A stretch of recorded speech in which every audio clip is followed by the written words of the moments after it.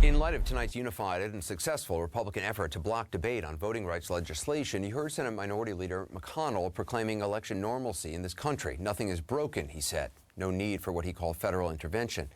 Well, tonight there's someone he might want to talk to, the guy who supplies the ballots in Arizona's Maricopa County, the same ballots being scrutinized for Chinese bamboo or copied and shipped to Montana or heaven knows what else.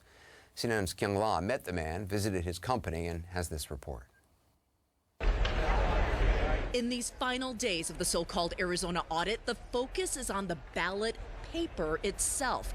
As we peek in from our perch in the nosebleed press box, we see workers photographing the nearly 2.1 million 2020 ballots cast in Maricopa County, using multiple microscopic cameras to zoom in on the paper.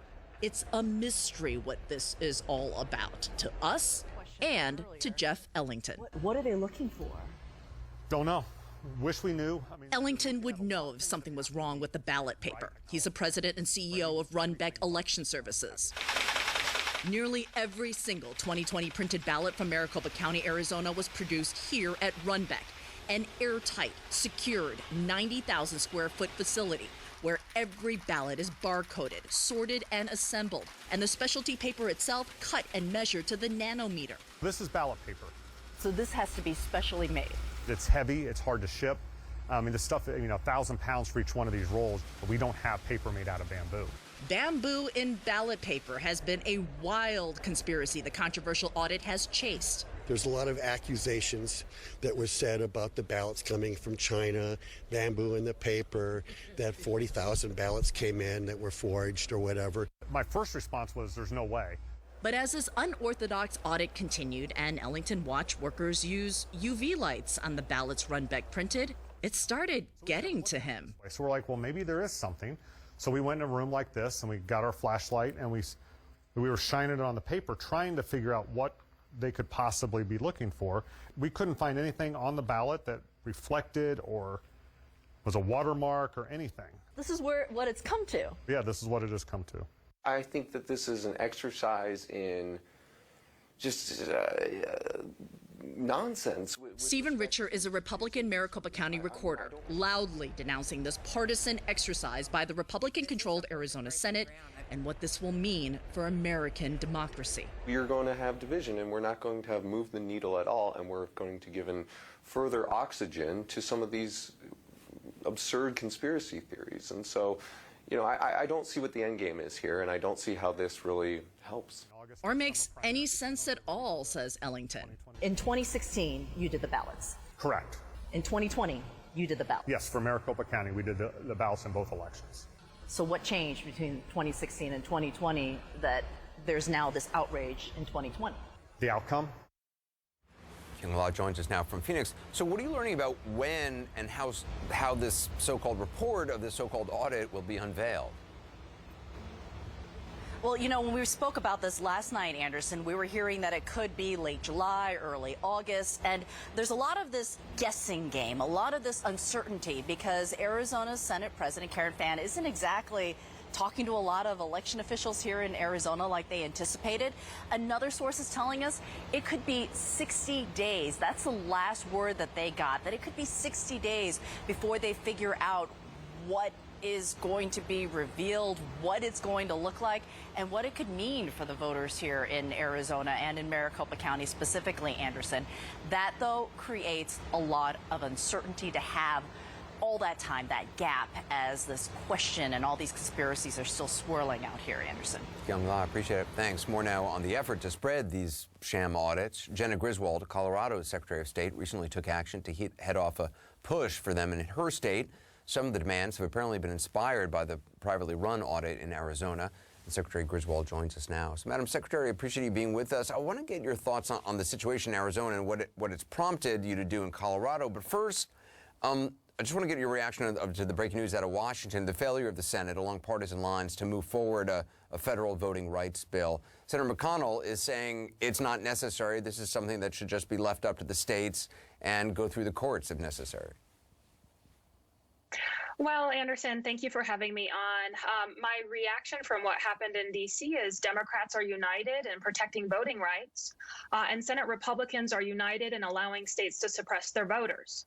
And that's what we're seeing across the nation, a concerted effort, coordinated to undermine democracy and then justify the passing of voter suppression. So I believe that it's urgent that we do have the Senate take action and really call on every single senator to do a carve out of the filibuster. We cannot allow the filibuster to be the reason that democracy is destroyed by these voter suppression tactics, these fake audits, and literally insurrectionists running to be the chief election officers of states as Secretary of State.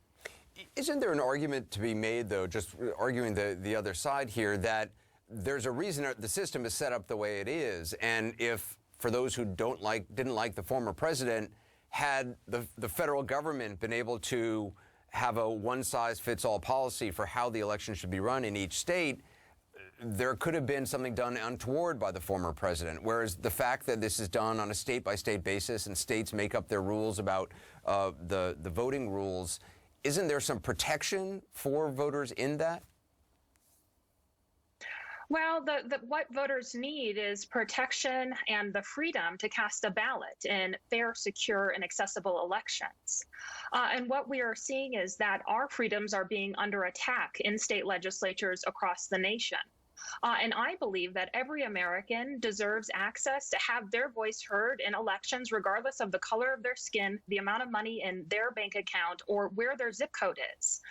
So I disagree with that assessment. We are at an urgency point for our democracy. And what federal legislation would do would not say you have to run your elections this, that, and the other way, and that's it.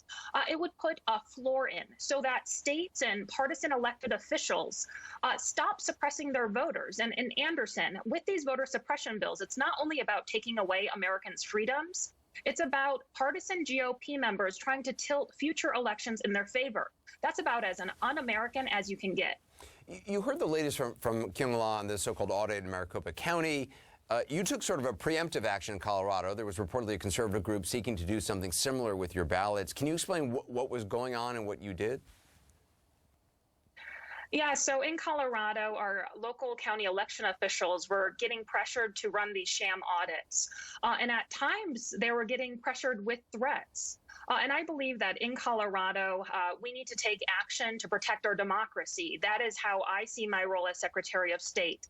So I issued rules prohibiting sham audits in the state. We're not going to allow unprofessional, unaccredited firms with no experience in elections to get a hold of our voting equipment.